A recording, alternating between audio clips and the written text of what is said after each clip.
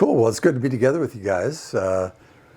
We're obviously from Stories of Shelter, all four of us, but our interest is in the area of family. And we were talking a little bit as we started out that we each have experienced 5 generations of family, and that's pretty amazing when you think about it, because you guys don't look that old. That's good. So it's Chad and Sherry, and it's Dave and Bernadette, and between us we have lots of things that we have seen, that we've experienced, and we just want to talk about those things and see how you feel about it as we discuss it. You have your own thoughts, I'm sure, but I think you'll find that these topics will resonate with you. And the first thing we're going to talk about is when we come from 4 different families. So when you think about your roots or your family picture, what does that look like? What are the roots of your family picture as it's unfolded, but as it began too? So, well, I can start. Ours was we were completely different. I came from a family of 3 children, and I'm the youngest, and my 2 siblings are older, and so I sort of grew up as an only child. Dave is the oldest of 7, and they all talk all the time. And so when we got married, that was a huge clash for us. That, don't you guys ever just quiet down and think? And he was always saying things like, "But what are you thinking? What do you think about that?" And so that was a huge deal for us starting out. Yeah, and then for me, just being in the chaos of being the oldest of 7, and I actually changed a lot of real diapers. And most people don't even know what those are, and that's probably a good thing that they don't know. But, my upbringing was a lot more, chaotic than yours. And so that shaped me a certain way. And then being an oldest and her being a kind of an oldest, youngest, that had a lot to do with how we related to each other when we started our own family. Yeah. So. Well, I can relate to the real diapers, aka cloth diapers, right? And the diaper pails and rinsing. And so I'm the oldest of 7, but I had an older stepbrother, so a blended family at one point. And I think that transition of family, abandonment, rescue, and then rebuilding has been a huge impact on my life, and it's given me some very unique insights and experiences along the way.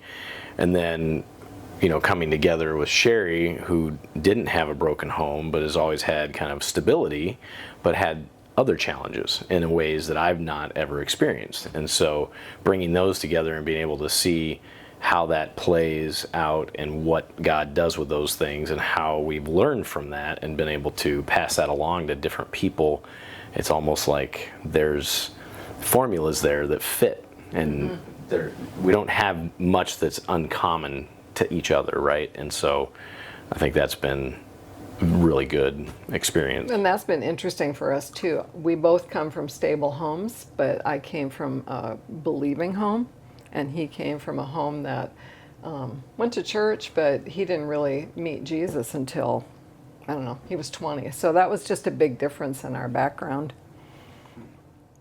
I think for me it was more of a, I kind of relate to your relationship, because even though I was not the youngest, there were 2 sets of kids, 2 older, and then my parents became believers, and so then 8-10 years later had 2 more. And so there's very much that dynamic of Chad, more of a competition for everybody to be seen and talking all the time, and I'm just more of a sit back and watch everything going around. Yes, very much. And he oh boy, still says, "What are you thinking? You never say what you're thinking." Oh my gosh. Yep, that's right.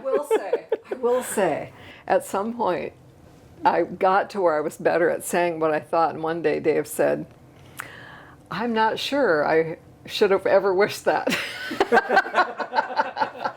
Been there, done that. Because now he knows what I think. True.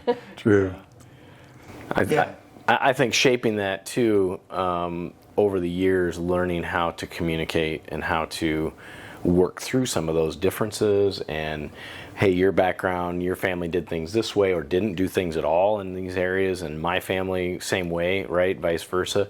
Learning how to merge those and really being able to talk about things that at first were off limits. Right. You know, hey, we're not, we don't talk about this or that, or never bring that up, or don't mention that about my family, or all the kind of immature juvenile things that as we came together. Of course, we got married young at 19, and so we had a lot to learn, but we were also friends, and so we grew up together in a lot of ways in certain areas, and that was really helpful too. And so I think you bring all that together, and you bring that perspective of kind of a well-rounded picture of, well, gosh, I've never knew how to look at something that way, and you never knew how to look at it this way, and we bring those together, and we've learned how to communicate and keep that open, and that's super helpful. And I think there's also that aspect of when you're a child, you are raised in that home being sheltered, and then I think the goal for me in a marriage, one of the goals is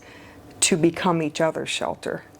I remember laying in the hospital one time, and it was totally unexpected, and he came and visited me, and I told him that my favorite place was right here on his chest. That was where I felt safe. And it just, for me, it was kind of just realizing that in giving that to God, we had become each other's shelter. And boy, you bring that up. That's really good. I think that for me, women, I'm speaking for most women, I think, is that we come out, if we came from a sheltered home and then we get married, that shelter is that our husbands give us we don't know if it's trustworthy yet. Right. It might be, but we're not sure. That's part of the whole growing together. But just you saying that about being sheltered at home, you're right. You leave that, it feels pretty shaky. It's true. That's a whole topic in and of itself, really. So you take the four of us, and our hope for getting together with you guys is that we can take our four stories, and it's complicated even when you have four stories. So we're surrounded by people all the time, whether we're at work or in our neighborhood or whatever, and you have 6 stories and 8 stories and then all the extended stories. So hopefully you'll find these conversations helpful as this unfolds. So my next question for the four of us is, through that background that you have and that we each have, what hopes emerged for you as you decided to launch out into your own family life or whatever? What were you hoping for? I mean, I know what I was hoping for. I want somebody to take care of me, but it became really obvious soon that wasn't going to happen. Oh, thanks a lot. well, in the diaper changing sense. Yeah, right. Well, we'll get back to that. We're not there yet. So what kind of hopes and dreams, like, if you try to imagine what that was like, making that transition, and you're getting married, you're thinking about starting your family, what were you hoping for? They were never defined for me. That was never, you used to ask me that and I'd be like, I don't know. For me, I think what I discovered is that I had a lot of assumed hopes that I never actually put into words. I think I look back and think I was pretty immature with my hopes and dreams, because if I would look back now, I would say that it really is to raise a godly family that we're in heaven together, and God says to all of us, well done, good and faithful servant. But if I'm honest, when we got married, I was just in love with a handsome guy and thought we were going to have a wonderful fairy tale. Yeah, and I think that's a good point, because if I think about 30 years ago, dream big meant something very different than dream big today, because now I know so much more and I have such a bigger context. And so that's one part of it. But I think the other piece is that I had expectations, but I didn't really know what they were. So I associate with that completely. Like, it wasn't defined, but my family structure, my dad was very controlling and overbearing as far as he had a lot of responsibilities, and he took them seriously, and he made sure they got done. And so when you do that, there's an element of kind of militarism in there, I suppose, if that's a word. And so I think that communicated to me like, hey, you better make sure you don't drop the ball and get all this done. And so I went into it with that attitude. But somewhere in my mind, all I really wanted was, well, I want my kids to be friendly with me, and I want to keep a relationship with them, and I don't want them to leave and have to change the locks or anything like that, And by the time I realized that, I think they were too old to really change the course too much. But God's been faithful in revealing that, and then also helping us to achieve that to the point where all of our children live close. We all fellowship and communicate with one another. We're all friends. We're all engaged in life together and communication. And those are, as we look around, that is so rare. It just... And it's an upgrade from where you came from. Oh, it's huge. Yeah. And yeah, we could tell stories about that, but I mean, that kind of shelter is important because everyone in our family knows that if I need something, I know I can go to anyone, and I know they'll be there for me. Yeah. Don't always know what that'll look like. You're not sure exactly what response you might get. What are you doing here? Yeah, but you know that you're going to be accepted and loved and cared for in a way that's needed, and then we'll deal with how we've thought about that later. So. Well, you asked. Go ahead. No, go ahead. Well, you asked what our hopes and dreams were, and I was thinking, just as we've talked, it stimulated some of my thoughts and how when we first got married, I had a job I really enjoyed. And I think I thought I could work and give all my energy to work and have kids and give all my energy to kids. And it just doesn't work that way. And so just how things get honed as you get going and recognize, well, I'll go back to work when my kids are in school, and then you discover, oh, they still need a lot of my energy. And then you think, I'll do it when they're teens. And then you go, oh my gosh, now I'm up till 1 o'clock and getting up, at 5:30. So you guys are taking me back as we're having this conversation to a movie that probably predates you guys. It's called Joe and the Volcano. And I remember this line in it where this woman he's interested in, she looks at him and she says, Joe, you're not in love with me. You're just in love with being in love. And I've always thought about that because I think I was enamored with being in love, but that doesn't mean that you love somebody just because you like the idea of being in love. And I think we've probably learned about that. You're describing a transition that is a huge transition that if people can make it, it's a big deal. Cool. So what have we learned from our marriage? Like, I know that's like we could each write a book, but if you're going to pick out something prominent, if you could pick out something prominent, what would you say that marriage has taught you? Or being selfish and being unkind never works. Never advances me or our marriage. And that level that you choose to adjust to or settle on of selfishness is directly related to how successful your overall relationship is. Yes. So the less selfishness that you have, the greater degree of success you have. It's a direct relationship, and there's no getting around that. Yep. And we talk about that a lot, and how how do I deny myself and serve her or the kids or the family as a whole? And that's critical. I mean, it's critical with God in our relationship spiritually. It's just as critical in our human relationship. And if we can't figure that out, or we don't even know about it in some cases, or don't recognize it. Yeah, sure. So then, well, you talk about, love being in love. And I think about how just we have almost been overwhelmed with the amount of love that we have now, which came from humility. It came from being in the Word together and praying together. It just came from that giving of one another. And like he said, the level that you take that to really does directly relate to, I think, humility, because the opposite is selfishness. Yep. And we just feel really blessed to be married to our best friend. And can't you remember going through times when that was really hard because it was over a big issue? You know, the little ones are not such a big deal. You kind of go, I'm not selfish, I'm being kind. And then you get to a big decision, it's like, I think he's completely wrong or whatever. You know, I'm sure he felt the same way. I was like, oh man, how am I going to not just, you know, either submit to it or get through it, but how am I going to do that with kindness and cheerfully without some kind of payback? Because, you know, there's that underneath of Bringing it up later. yeah. Well, and I think what I think about that is there are certainly big issues.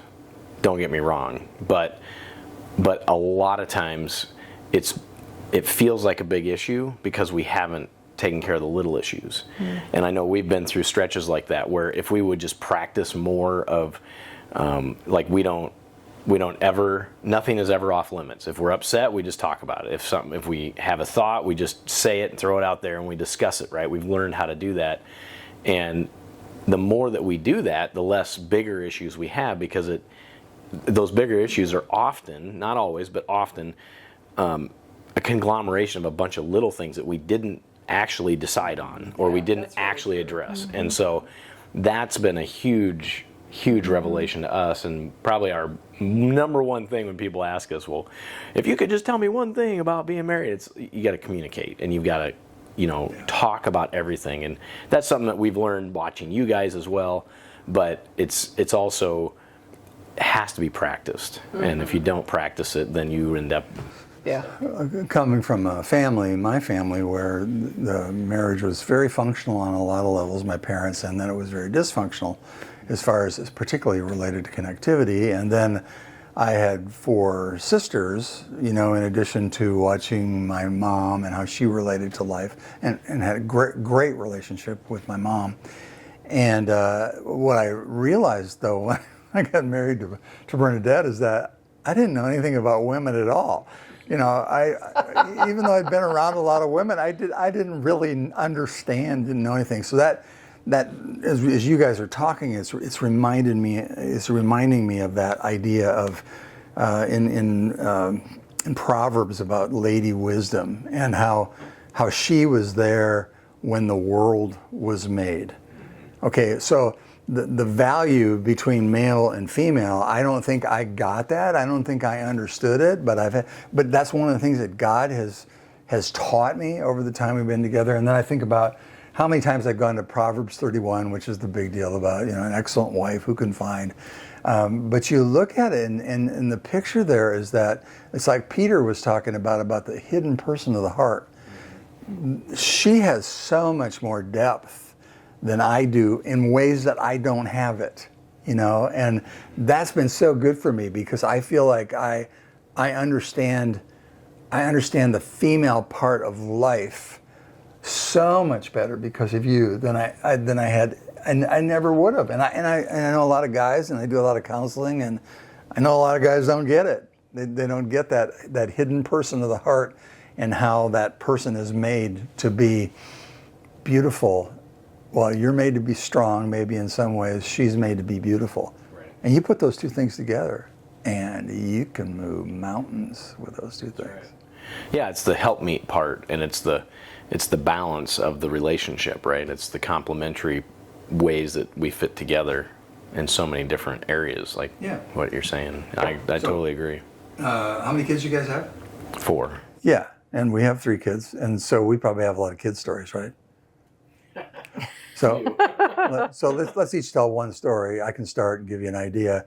I remember when the kids were just getting into just before their teenage years, and I'm walking into the kitchen over in our house in Des Moines, and I come past Bernie, and I didn't notice that my daughter was sitting in the other room, and I swatted Bernie on the butt, on her rear end, and I looked over, and there my daughter was, and she smiled, and she said, "There he goes. He's after his favorite target." And, you know, that's such a fond memory for all 3 of us, just about, you know, all the different things that we went through just to establish our oneness and then have our kids watch us. So that's one thing that is a memorable story for me. I think one for me is just dinner time. Just what dinner time conversation was like, either in the summer because everybody was sort of coming back home all hot and sweaty, or during the school year when just all these conversations were going on about sports or something that happened in school. But there was something solid about sitting across the table from my kids and looking them in the eye as we talked about things.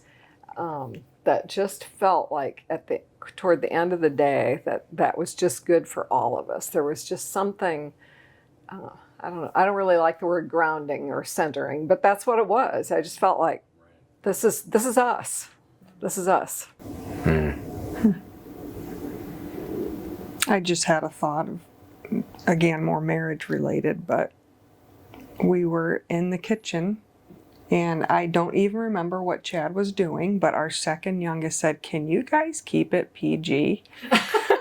And I remember thinking, I don't think we've ever been inappropriate, but it made me feel good because he knows that we like each other, you know. And I just thought that, again, that was encouraging to me, that just for our kids to know that this is stable. Yeah. There's a lot of memories, but I think I would echo those sentiments as well as what Sherry said. But I guess for me it's a toss-up. But I know that when I would come home from work, all of my kids would run to hug me and say, "Dad's home," or whatever it was they were saying at that season in life, hello or welcome or tackling me or whatever. And that was many, many years of my life, from a younger age till they got, too old to do that for themselves. Well, yeah. when it started hurting them, they're, I'm not going to do that anymore. And they just smile from a distance. But I just remember thinking, I really appreciate that. But understanding in my mind and what I valued about that was that she was setting the tone of the home. And how much I valued that, and the just the fact that she was there most of the time. She's homeschooling them. She had a full-time job. She worked harder than I did most of the time, and it was always working on that tone of the home. And she nailed it. And so it's like the kids were in a place where, hey, they like Dad, and they know I'm home, and that I'm an important part, and so on and so forth.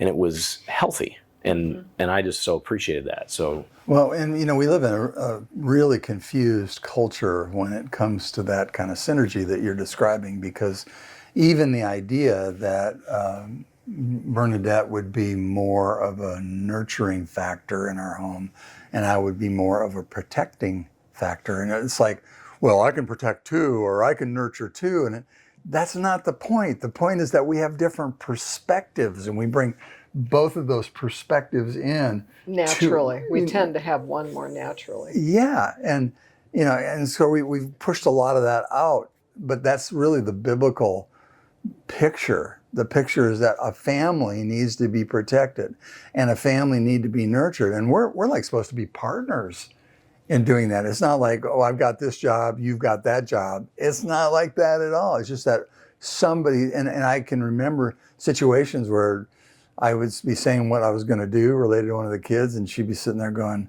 are you sure that's a good idea? And sometimes I was right, and sometimes I was wrong. But at least we started listening to each other and figuring it out together. totally agree. And that's the. I lost my train of thought, but I agree with it. That's spot on. Your train of thought is boarding at the station. Yes.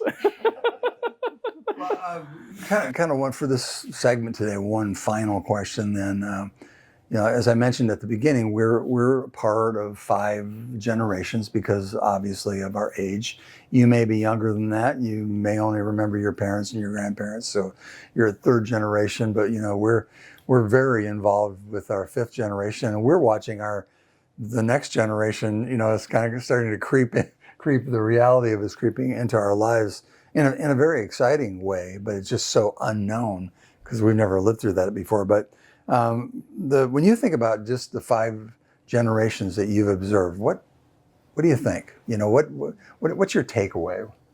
What's one of your takeaways from that? I just the thing that comes to mind is gratefulness, and God is faithful, and those two are related. They're tied together for me. Because I actually met my great grandfather, and it dawned on me the other night that he used to sit in the same style chair the same way that my grandfather did on his porch, and then you guys have a chair upstairs that I was sitting in that's very similar to that chair.